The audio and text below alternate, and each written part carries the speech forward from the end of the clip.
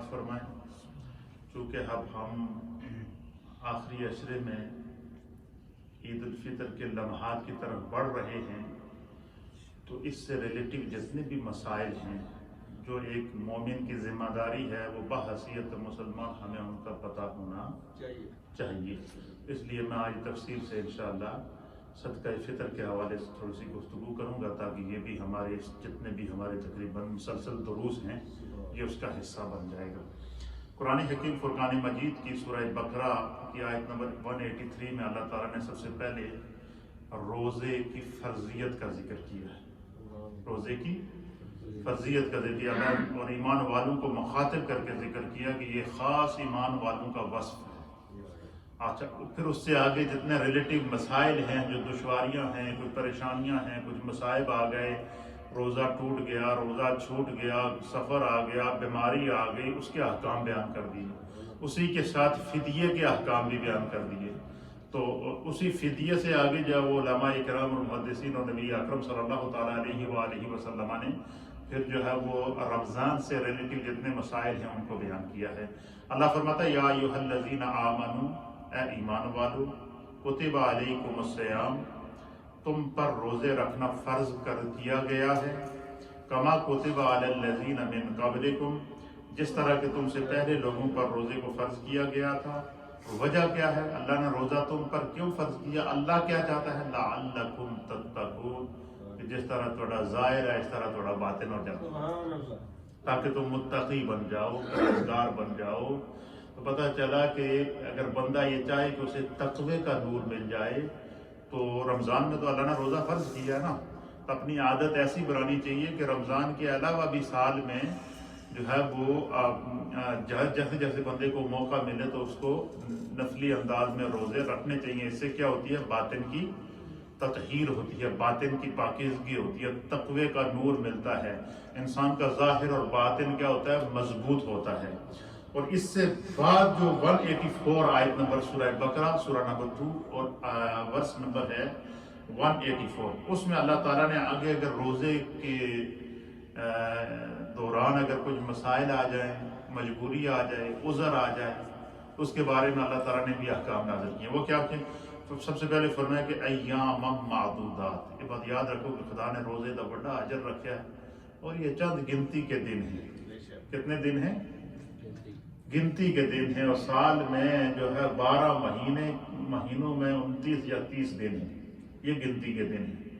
اور فرمایا کہ اس میں کبھی سستی نہ کرنا، اور اس کا اہتمام کرنا، اس کے اندر نیکی کرنا، اور اس میں عام نیکی فرض کے برابر ہے، فرض 70 فرائض کے برابر ہے۔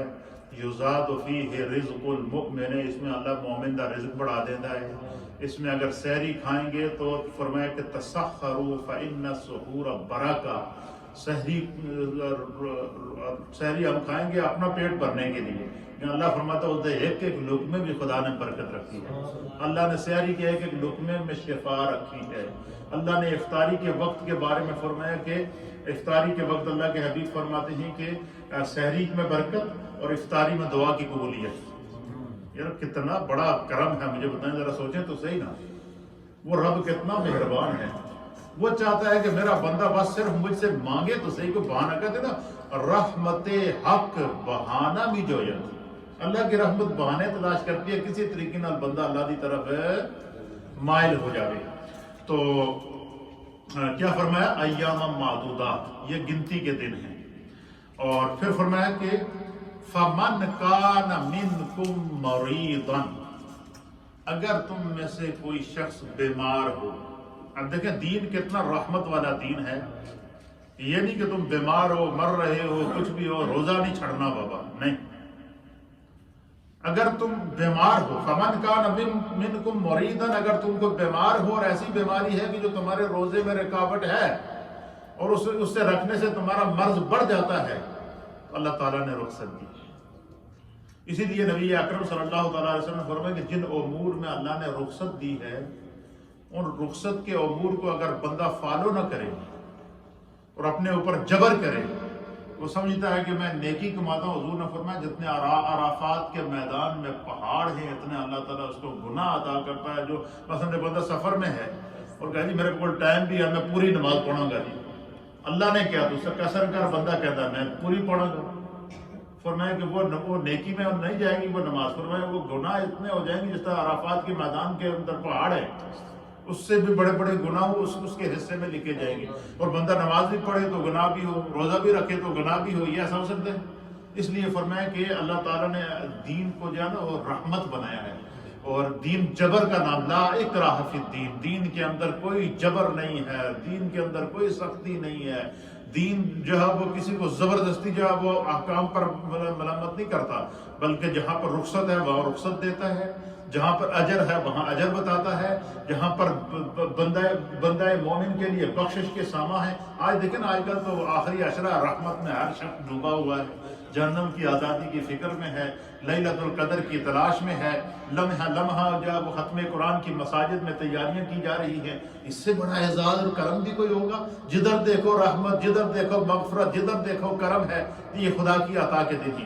تو فرمایا کہ جو تم میں سے مریض ہو او علی سفر, یا حالت سفر میں ہو, فعدۃ من ایام اخر, تو خدا تھوڑے تے جبر نہیں کرتا. تسی جدو سفر ختم ہو جائے یا بیماری ختم ہو جائے تو بعد میں اس روزے کی قضا کر لو. کیا کر لو؟ یہ قضا کیا ہے روزے کی؟ اگر آپ کو وقتی بیماری ہے, اور ایک بیماری وہ ہے جو دائمی بیماری ہے, ڈاکٹر کیا دیتا ہے کہ اب آپ کی یہ بیماری جائے گی نہیں, اور روزہ رکھو گے تو تمہیں کیا ہوگا, جو ہے تمہاری جان جانے کا خطرہ ہے. تو فرمایا کہ یہ شخص پھر کیا ہوتا ہے, یہ دائمی معذور ہے, یہ پھر روزہ نہیں رکھے گا, اس کی جگہ کیا کرے گا, فدیہ ادا کرے گا. اچھا, پھر ایک شخص وہ ہے کہ جس نے ہٹا کٹا سب کچھ موجود ہے. ویسے یہ ہٹا کٹا بڑا زبردست لفظ ہے, ایک کٹے نو سارے ہی بیچارے اس کے نال ظلم کر دیں.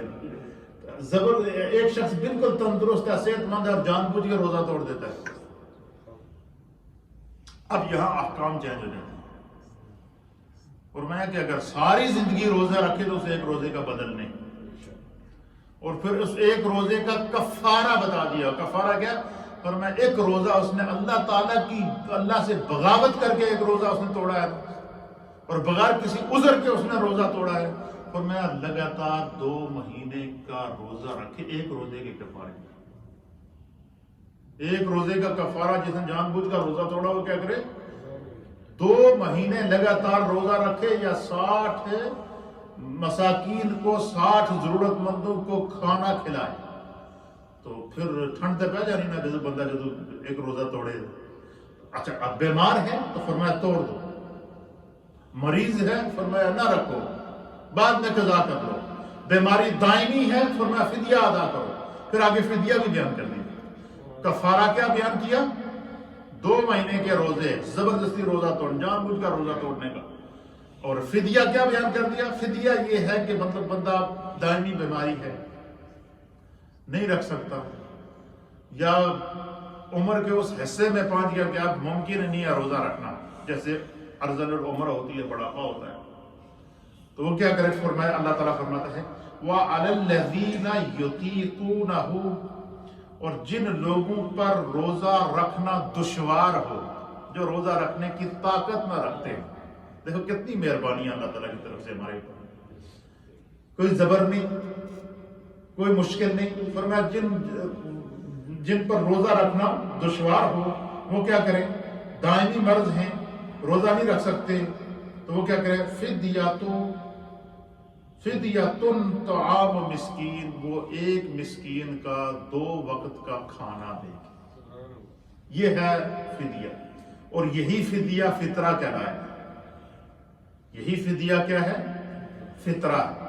اور اس فدیے کو کی شرح اللہ نے بیان کر دی قرآن پاک کی سورہ بقرہ کی آیت نمبر 184 کے اندر, کہ جو بندہ روزہ نہیں رکھ سکتا, مثلا دائمی مریض ہے, شوگر کا مریض ہے, بلڈ پریشر کا مریض ہے, ہارٹ کا مریض ہے, کوئی ایسا مرض آ گیا کہ ڈاکٹر نے منع کر دیا کہ اب آپ روزہ نہیں رکھ سکتے, تو فرمایا کہ وہ ایک مسکین کا 2 وقت کا کھانا. تو جو لوگ روزہ نہیں رکھ سکتے وہ ایک مسکین کا 2 وقت کا کھانا 5 پاؤنڈ کے اندر آ جاتا ہے. اور زیادہ سے زیادہ اگر بڑھانا چاہیں تو 6 میں بھی آ سکتا ہے. بڑھانا اچھا یہ بھی ہے, یہ نہیں کہ 5 پاؤنڈ کا ہم نے اعلان کر دیا. جو روز مرہ کے بندے کے کھانے کا طریقہ کار ہے وہ اپنا فدیہ اس کے مطابق دے. جو روز مرہ کا ہمارا جو میمو ہوتا ہے، جو ہمارا جو وہ روز کے کھانے کا جو ہمارا شیڈول ہوتا ہے اس کے مطابق بندہ کیا کرے، فدیہ دے.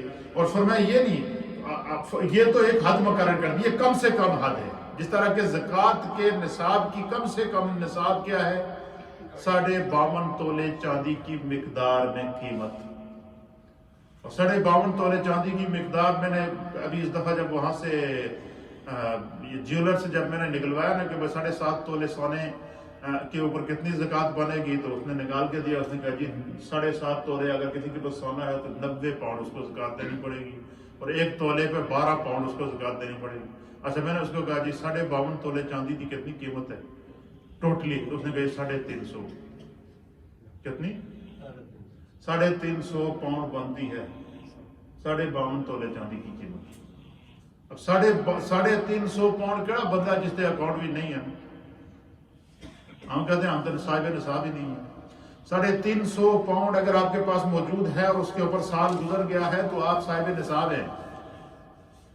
ہمارے یہاں یہ لوگوں کے ذہن میں ایک پڑ گئی 7.5 تولے تو کم ہوتے زکوٰۃ ہی نہیں ہے.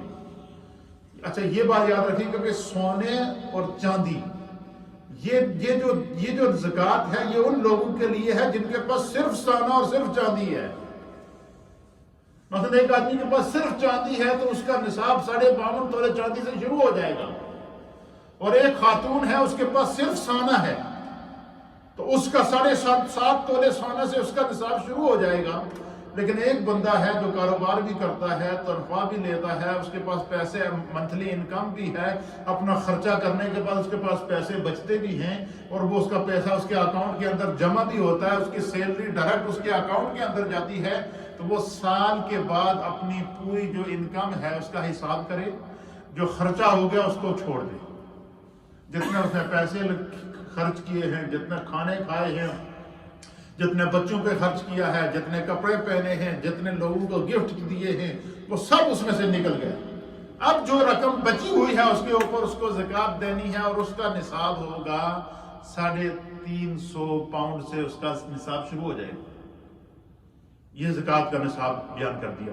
اسی طریقے سے فرمایا کہ جو بندہ روزہ نہیں رکھ سکتا، دائمی مریض ہے، فدیۃ، وہ فدیہ عطا کرے، طعام و مسکین، ایک مسکین کا 2 وقت کا کھانا.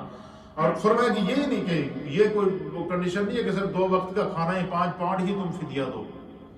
فرمایا کہ فمن تطوع خیرا، اللہ فرماتا ہے اگر کسی نے خدا نے دولت زیادہ دیتی ہے، مالدار ہے، اب سب لوگ برابر تو نہیں ہے نا. قرآن میں اللہ فرماتا ہے لا یکلف اللہ نفسا الا وسعها، فرمایا کہ اللہ تعالیٰ کسی بھی جان کو اس کی طاقت سے زیادہ آزماتا ہی نہیں ہے.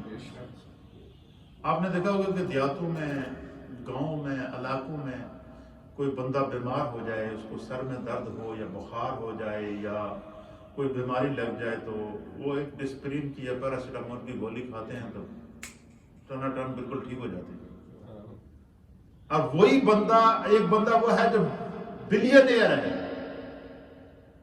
تو وہ جب بیمار ہوتا ہے تو اس کی جو ٹیبلٹ، اس کی جو دوائیں ہوتی ہیں نا وہ ہزاروں میں ہوتی ہیں یا نہیں ہوتی ہیں؟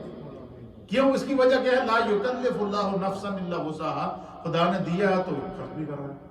اللہ تعالیٰ کسی بھی جان کو اس کی طاقت سے زیادہ آزماتا نہیں ہے. اس لیے جتنا خدا نے ہمیں مکلف کیا، ہمیں اس کے لیے تو کم از کم سنسیئر ہونا چاہیے نا. اس کے لیے بھی اگر بندہ ڈنڈی مارے، بہانے تلاش کرے تو یہ صحیح نہیں ہے. یہاں فرمایا کہ جو بندہ اگر بڑھا کر دینا چاہے فَهُوَ خَيْرٌ لَهُ، یہ اس کے لیے بہت ہی بہتر ہے. جتنا، اس کا آسان ترجمہ تو نہیں کرنا، جتنا گڑ پاؤ گے اتنا میٹھا، جنا شکر پاؤ گے اتنا میٹھے دے مزے لے گے. تو جتنا اللہ کے راستے میں دل کھول کر خرچ کرو گے اتنا کیا ہوگا. یہ تو فدیے کے احکام میں نے اس لیے بیان کر دیے ہیں تاکہ پتہ چلے. کوئی آپ سے اگر پوچھ سکتا ہے کہ قرآن پاک کے اندر فدیہ ادا کرنا یا صدقہ فطر ادا کرنا، اس کی جو شرح ہے وہ کہاں سے ثابت ہے، تو یہ بات سب سے پہلے یاد رکھیں کہ قرآن پاک کی سورہ بقرہ ہے اور آیت نمبر ہے 184. اس کے اندر اللہ تعالیٰ نے بیان کیا۔ اب میں تھوڑے سے آپ کو احکام جو ہے وہ فطرانے کے بیان کر دیتا ہوں، کیونکہ اس وقت سب کو پتہ ہونا چاہیے کہ فطرانے کی اہمیت کیا ہے۔ سب سے پہلے حدیث پاک سماعت فرمائیں، اس کو امام بخاری نے صحیح بخاری کے اندر حدیث نمبر ہے 1503 1503 نمبر حدیث ہے، اور اس کو امام بخاری نے نقل کیا ہے۔ حضرت عبداللہ ابن عمر رضی اللہ تعالیٰ عنہ بیان کرتے ہیں کہ رسول اللہ صلی اللہ تعالیٰ علیہ وسلم نے عید الفطر فرمایا کہ حضور علیہ السلام نے فرمایا کہ عید الفطر کی زکوٰۃ فطرانہ ہے۔ اللہ اکبر۔ ایک حدیث کے مطابق حضور نے فرمایا کہ اللہ نے ہر چیز کی زکوٰۃ پیدا کی ہے، ہر چیز کی زکوٰۃ نکالنا کر، اور میں جسم کی جب بندہ 5 وقت کی جب نماز پڑھتا ہے نا، تو فرمایا جب 5 وقت کی بندہ نماز پڑھتا ہے تو اللہ تعالیٰ نے انسان کا جو جسم ہے یہ اس کے 360 جوڑ ہیں، جوائنٹ ہے جس کے اوپر ہماری باڈی کھڑی ہے۔ کتنے ہیں؟ یہ حدیث کے اندر ہے 360 نبی پاک نے بیان کیے کہ بندے کے جسم کے اندر جو جوائنٹ ہے جس کے اوپر باڈی کھڑی ہے 360 ہے۔ اور ایک روایت کے مطابق حضور علیہ السلام نے فرمایا کہ جس وقت بندہ منہ تو گل کرنا ہے تو جب تک 360 جوڑ اس کے ایکٹیو نہ ہو وہ گل ہی نہیں کر سکتا۔ جو بندہ بات سوچتا ہے جب تک اس کے 360 جوڑ اس کے جوائنٹ جو اللہ نے پیدا کیے ہیں ایک دوسرے کے ساتھ ایک کا کنیکشن ہے، یہ جو 360 باڈی کے اندر پارٹس ہیں، جوڑ ہیں، یہ سب ایک دوسرے کے ساتھ کنیکٹ ہیں، یہ سب ایک دوسرے کے ساتھ ملے ہوئے ہیں۔ اور فرمایا کہ جب بندہ گفتگو کرتا ہے تو اس وقت تک گفتگو نہیں کر سکتا جب تک کہ وہ سارے جوڑ اس کے ایکٹیو نہ ہوں۔ پھر فرمایا کہ جب بندہ سانس لیتا ہے اس وقت تک سانس نہیں لے سکتا جب تک وہ سارے اس کے جوڑ ایکٹیو نہ ہوں۔ تو یہ اللہ تعالیٰ نے ایک نظام قائم کیا ہے۔ یہ جو دنیا ہے یہ دارالاسباب ہے۔ کیا ہے؟ اور دارالاسباب کہتے ہیں کہ سبب کا اختیار کرنا۔ دارالاسباب کا معنی یہ ہے کہ یہ دنیا کے اندر رہ کر اللہ نے اگر کوئی کام کرنے کے لیے کوئی چیز وضع کیا نا وہ سبب ہے، اس کو فالو کرنا یہ ہمارے لیے ضروری ہے، اس میں عقل کا کام نہیں ہے۔ اسی لیے ایک حدیث پاک کے اندر سنن ابو داؤد کی حدیث ہے کہ جب حضرت عیسیٰ علیہ الصلوۃ والسلام آسمانوں سے واپس زمین پر نازل کیے جائیں گے، آسمانوں سے جب عیسیٰ علیہ السلام زمین پر واپس آئیں گے تو شام میں ایک مسجد ہے، اس مسجد کا ایک مینارہ ہے، اس مینارے کے اوپر عیسیٰ علیہ السلام کو اتارا۔ یہ نبی پاک نے باقاعدہ جگہ بھی بتا دی، وہ مسجد آج بھی موجود ہے۔ شام میں ایک مسجد ہے، اس مسجد کے مینارے پہ عیسیٰ علیہ السلام آسمان سے نیچے اتاریں گے، چوتھے آسمان سے نیچے اللہ تعالیٰ مسجد کے مینارے پہ اتاریں گے۔ اچھا، جب مسجد کے مینارے پہ اتریں گے تو نیچے عیسیٰ علیہ السلام کے ماننے والے نبی پاک کے امتی کھڑے ہوں گے ان کے استقبال کے لیے۔ تو فرمایا جب نیچے کھڑے ہوں گے تو عیسیٰ علیہ السلام اوپر سے مینارے پہ اتر کر آواز دیں گے، کہیں گے سیڑھی لاؤ تو میں تھلے آواں۔ یہ ابو داؤد شریف کی حدیث ہے۔ عیسیٰ علیہ السلام کیا کہیں گے؟ سیڑھی لگائیں مینارے کے ساتھ تو میں نیچے آؤں۔ یہ حدیث ہے۔ اب علماء نے اس حدیث پر بحث کی ہے کہ جڑا اللہ چوتھے آسمان تو مینارے پہ اتار سکتا ہے وہ زمین پر بھی تو اتار سکتا تھا۔ مینارے پہ اتارنے کا کیا مقصد ہے اور پھر سیڑھی منگانے کا کیا مقصد ہے؟ فرمایا کہ جب بندہ آسمان سے زمین کے اندر داخل ہو گیا تو یہ اللہ کے بنائے ہوئے قانون کے اندر دارالاسباب میں داخل ہو گیا۔ تو اب دارالاسباب میں جب داخل ہو گئے تو اللہ چاہتا ہے کہ میرا عیسیٰ یہاں سے زمین پر اترنے کے لیے سبب اختیار کرے۔ اللہ کے حبیب علیہ السلام کو جب معراج ہوئی تو ان کو اپنے گھر سے ڈائریکٹ آسمانوں پہ لے جایا جا سکتا تھا، لیکن مسجد حرام سے مسجد اقصی کا جو سفر ہے اس کے لیے 40,000 فرشتے بھی موجود ہیں۔ اچھا، اور اس کے ساتھ جو ہے وہ براق بھی جنت سے لایا گیا، جو جنتی سواری ہے جو نہ پیٹرول سے چلتی ہے نہ ڈیزل سے چلتی ہے، وہ خدا کے حکم سے چلتی ہے۔ اس کے باوجود مسجد حرام سے مسجد اقصی تک نبی پاک فرماتے ہیں کہ مجھے اس طرح لے جایا گیا جس طرح کے عام لوگ سفر کرتے تھے۔ براق کے فرمایا براق کی جو نکیل تھی، براق کہتے ہیں جنتی گھوڑے کو یا جنتی سواری کو، فرمایا براق کی نکیل جبریل کے ہاتھ میں تھی۔ 40,000 اور 70,000 فرشتے اس کے ارد گرد تھے۔ نبی پاک کو اس پر بٹھایا گیا اور وہ مچل مچل کر نبی پاک پر فرشتے درود پڑھتے ہوئے حضور کو مسجد حرام سے مسجد اقصی تک لے جایا گیا۔ اور اس دوران حضور جس راستے سے گئے، جہاں جہاں قیام کیا، جس جگہ رکے، اللہ کے حبیب نے ہر جگہ بیان کیا، فرماتے ہیں میں موسیٰ علیہ السلام کی قبر سے گزرا، میں اس جگہ پر براق کی سواری رکی ہے جہاں عیسیٰ علیہ السلام پیدا ہوئے، میں نے وہاں اتر کے 2 رکعت نوافل ادا کیے۔ پھر حضور علیہ السلام فرماتے ہیں پھر مسجد اقصیٰ پہنچے، پھر وہ کنڈا جہاں وہ لگا ہوا تھا جہاں پر براق کو باندھا گیا، پھر جو ہے پھر مسجد اقصیٰ کا دروازہ کھولا گیا۔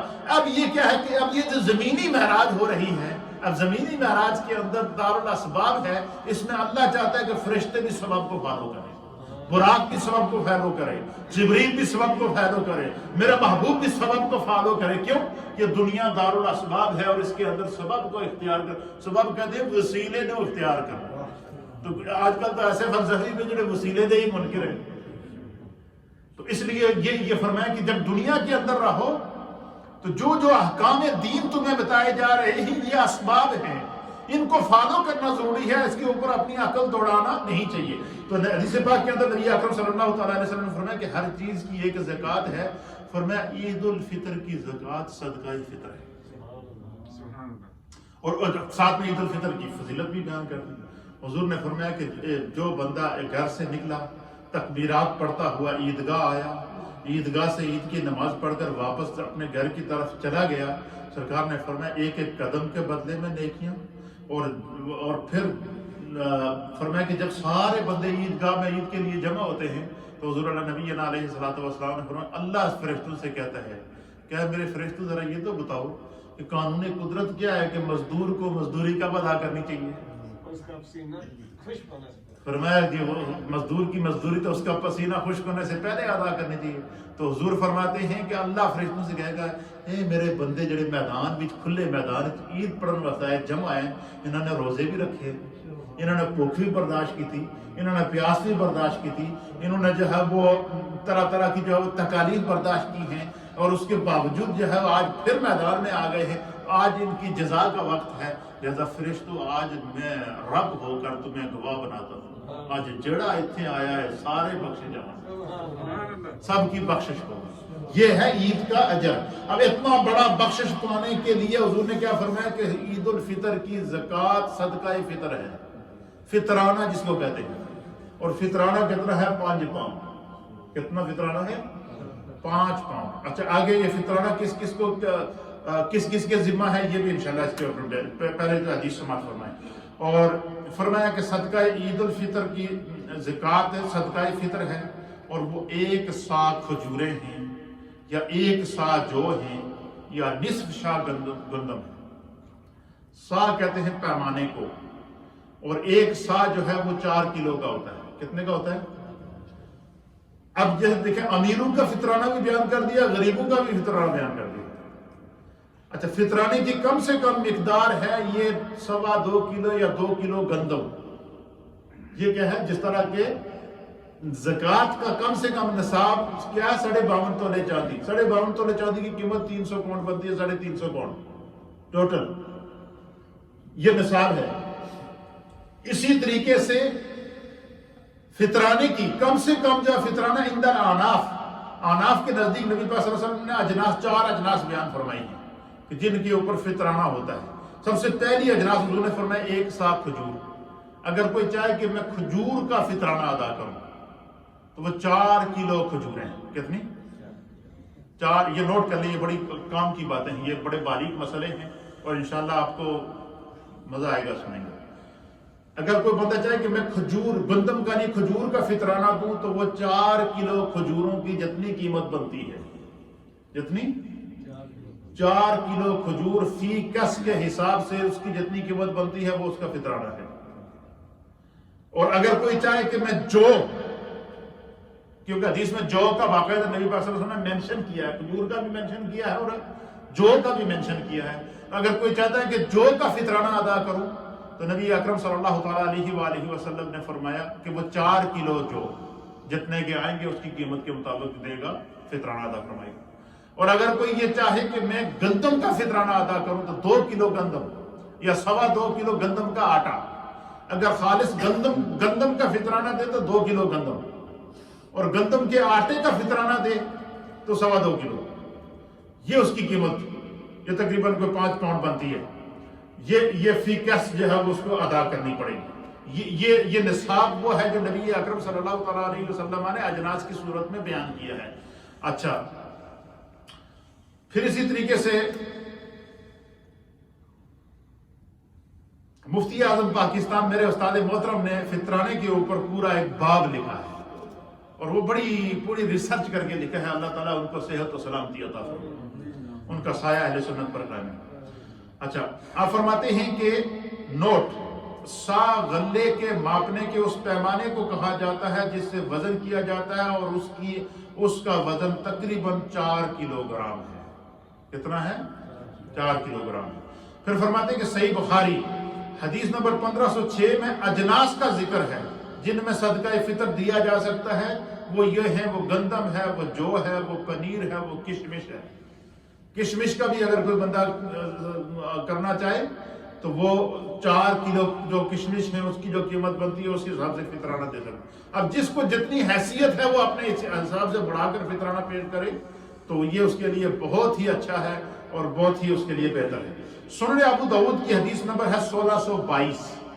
اس کے اندر نبی اکرم صلی اللہ علیہ وسلم نے گندم کے بارے میں فرمایا کہ جو بندہ صدقہ فطر گندم کا ادا کرنا چاہے تو وہ نصف سا گندم 2 کلو گرام اس کو قرار دیا ہے، اور امام اعظم ابو حنیفہ رضی اللہ تعالیٰ عنہ نے اسی کو اختیار کیا ہے تاکہ لوگوں کو آسانی ہو اور زیادہ سے زیادہ لوگ اپنے بچوں کا فطرانہ ادا کر سکے۔ اس کے انہوں نے اب یہ اللہ نے اختیار دے دیا ہے، کم بھی اور بڑھا کر دینا چاہو تو جتنا آپ دیں گے اتنا خدا کا کرم اور رحمت آپ کے رزق کے اندر آئے گی۔ پھر فرمایا کہ حضرت عبداللہ ابن عمر، سنن ابو داؤد کی حدیث، حضرت عبداللہ ابن عباس رضی اللہ تعالیٰ عنہ بیان کرتے ہیں کہ رسول اللہ صلی اللہ تعالیٰ علیہ وسلم نے حضور علیہ السلام نے فرمایا کہ صدقہ فطر ہر بندہ مومن پر واجب ہے۔ کیا ہے؟ واجب ہے، تاکہ روزے، اس کا فائدہ بھی بیان کر دیا۔ حضور نے فرمایا کہ صدقہ فطر ہر ایک پر واجب ہے تاکہ روزے، اس کے روزے کے اندر جو لغو، بے حیائی کی باتیں اور گناہ اس سے سرزد ہوئے ہیں وہ فطرانہ ادا کرنے سے خداوند قدوس ان کا کفارہ ادا کر کے ان کو معاف کر دے۔ یار اس سے بھی کوئی سستا سودا ہوگا؟ 2 کلو گندم 5 پاؤنڈ اگر بندہ ادا کرے تو پورا مہینہ رمضان دے وچ اس نے جڑیاں بے اعتدالیاں کیتیاں اپنے روزے نو خراب کرنے دی بڑی کوشش کی، اللہ پھر بھی چاہتا تھا روزہ بچ جائے کیونکہ میری خاطر بھوکا پیسہ رہا۔ یہ فطرانہ اتنا ضروری اور اتنا لازمی ہے کہ اگر یہ چاہیں کہ ہم عید والے دن ہمیں اطمینان ہو، یار پتہ نہیں روزے دی حالت ہی کوئی منہ جو غلط گل نکل گئی ہو، کوئی گناہ کر دیتا ہو، کوئی جھوٹ بول لیا ہو، کوئی ہاتھ سے گناہ کر لیا ہو، کوئی آنکھ سے گناہ کر لیا ہو، کوئی قدم سے گناہ کر لیا ہو، کوئی جسم سے گناہ کر لیا ہو، اللہ میں نے معاف کرے، تو فرمایا کہ وہ کیا کرے؟ فرمایا کہ وہ صدقہ فطر ادا کرے۔ صدقہ فطر ادا کرنے سے کیا ہوگا کہ یہ روزے کے دوران جو کی ہوئی غلطیاں ہوتی ہیں اللہ تعالیٰ ان گناہوں کو معاف کر دیتا ہے۔ اچھا، پھر آگے لکھتے ہیں کہ یہ حدیث لکھنے کے بعد آپ لکھتے ہیں کہ اس حدیث مبارکہ سے مفہوم یہ نکلتا ہے کہ صدقہ فطر عید سے پہلے ادا کرنا افضل ہے۔ سارے لوگ جو ہے نا وہ اپنے روزے تک اس فطرانہ جو ہے نا وہ لٹکا کے دیتے ہیں، عید تو 5 منٹ پہلے، وہ بھی جیب جو بڑی مشکل نہ نکلے گا، اور میں پہلے سے نکال کے فطرانہ پہلے سے نکالو اپنی اولاد کا حساب کر کے، اور پہلے سے عید آنے سے پہلے اس کو ادا کر دو تاکہ زیادہ سے زیادہ ضرورت مندوں تک پہنچ جائے، انہوں نے بھی عید ہو جائے۔ ہاں اگر کسی نے کسی وجہ سے، کسی مجبوری کی وجہ سے نہیں ادا کیا تو فرمایا کہ وہ عید کی نماز ادا کرنے سے پہلے ادا کرے، اور فرمایا کہ وہ اور سستی کر گیا عید کی نماز ادا کرنے تک بھی نہیں ادا کی، تو فرمایا عید کے بعد بھی ادا کرے لیکن ادا ضرور کر لے تاکہ اس کے روزے زمین اور آسمان کے درمیان لٹکے نہ رہیں۔ پھر اسی طریقے سے جو ہے وہ آپ لکھتے ہیں کہ صدقہ فطر نماز عید سے پہلے ادا کرنا افضل اور مستحب ہے، اور اگر پہلے ادا نہ کیا گیا تو نماز عید کے بعد بھی ادا کر سکتا ہے یا عید سے پہلے ادا کر سکتا ہے، وہ اس کو ادا کر سکتا ہے۔ پھر آپ سمجھیں کہ حدیث میں صدقہ فطر کے لیے فرض کا کلمہ نبی پاک نے استعمال کیا کہ صدقہ فطر ادا کرنا فرض ہے، اور ایک روایت کے مطابق واجب ہے، اب مجھے بتائیں کہ اتنی اہمیت ہے صدقہ فطر کی، ہمیں پرواہ ہی نہیں ہے۔ اور ہے کتنا؟ صرف 5 پاؤنڈ ہے جی، 5 پاؤنڈ صدقہ ہے ٹوٹل ہر آدمی کا اپنا۔ تو اس میں بھی اگر ہم جو ہے وہ سستی کریں تو یہ سستی نہیں کرنی چاہیے، کیونکہ ہم احکام کے پابند ہیں، اطاعت رسول کے پابند ہیں، نبی پاک صلی اللہ علیہ وسلم کے حکم کے پابند ہیں۔ پھر آپ فرماتے ہیں کہ اچھا اب صدر الشریعہ مولانا امجد علی صاحب رحمۃ اللہ علیہ نے بار شریعت کے اندر صدقہ فطر کا پورا باب قائم کیا۔ وہ آپ لکھتے ہیں، حضرت مولانا امجد علی صاحب لکھتے ہیں کہ صدقہ فطر شخص پر واجب ہے، مال پر نہیں۔ کتنی بڑی باریک بات ہے۔ زکوٰۃ کے لیے مال کا ہونا ضروری ہے، صدقے کے لیے مال کا ہونا ضروری ہے، لیکن صدقہ فطر کے لیے مال نہیں، فرد کا ہونا ضروری ہے۔ یعنی ہر وہ شخص جو زندہ ہو، حتیٰ کہ یہاں تک علماء نے لکھا ہے کہ جس گھر میں عید والے دن صبح بچہ پیدا ہو یا بچی پیدا ہو، اس کا بھی فطرانہ اس کو ادا کرنا ہوگا، ماں باپ کو اس کا بھی صدقہ نکالنا ہوگا۔ فرمایا کہ صدقہ فطر شخص پر واجب ہے، مال پر نہیں، لہذا فوت اگر کوئی شخص فوت ہو گیا تو اس کے مال سے ادا نہیں کیا جائے گا۔ ہاں اگر لکھتے ہیں ہاں اگر وراثہ، کوئی بندہ فوت ہو گیا، کسی کے والدین تھے زندہ تھے فوت ہو گئے، یا بچیاں بچے تھے نوجوان وہ فوت ہو گئے، تو فرمایا اب ان کے ذمہ تو فطرانہ نہیں ہے، لیکن ہاں اگر اولاد اپنے ماں باپ جو فوت ہو گئے ان کی طرف سے فطرانہ ادا کرنا چاہے تو ان کے درجات کو اللہ بلند۔ اب فوت شدگان پر فطرانہ نہیں ہے، لیکن جدو بندہ اپنی فیملی کا فطرہ کرتا ہے تو آٹومیٹکلی اس نے اپنے ماں پیو یاد آ جاتے ہیں کہ میرے ماں پیو کبھی کبھار میرا فطرانہ ادا کیا کرتے تھے، کیا پتا ان کی زندگی میں کوئی کمی رہ گئی ہو، لہذا میں ان کے نام سے بھی فطرانہ دیتا ہوں تاکہ اللہ ان کے درجے بلند کرے۔ یہ ہے دین، اس کو اسلام دین رحمت کہتے ہیں۔ اس لیے میں نے کہا تھا کہ میں سارے باریک جو مسائل ہیں فطرانے کے بیان کر دوں گا تاکہ جو ہے وہ ہماری ذہن سازی ہو جائے۔ یہ مسائل ہیں جو روز مرہ ہماری زندگی کا حصہ ہیں، جس کو سمجھنا ضروری ہے۔ کیا ٹائم ہے جی؟ ٹھیک ہے، میں اس کو کمپلیٹ کر دوں آج فطرانے کے باب کو۔ ریڈی ہو؟ اچھا ماشاء اللہ، یہ تنگ آئے جیسے کوئی مہن نکالتے چلے جانا۔